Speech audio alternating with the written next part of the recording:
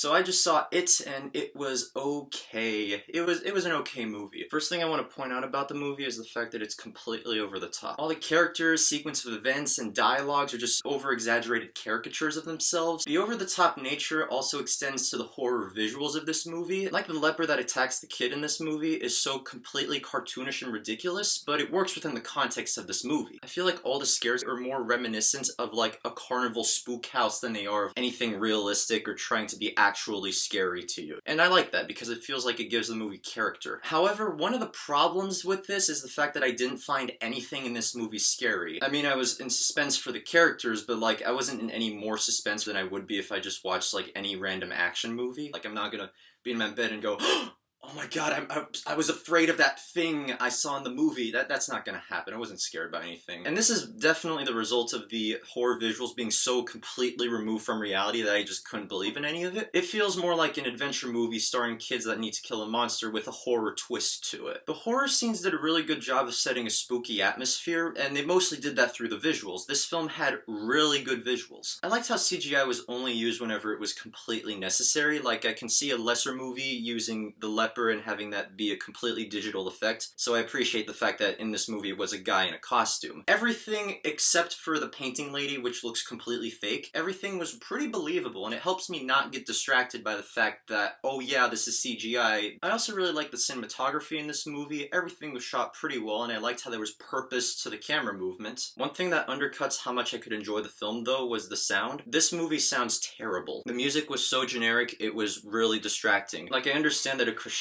of string instruments can build up suspense really easily, but it stops working if you use it in every single scene as much as possible. I really hate that there's a loud random sound every time something scary happens.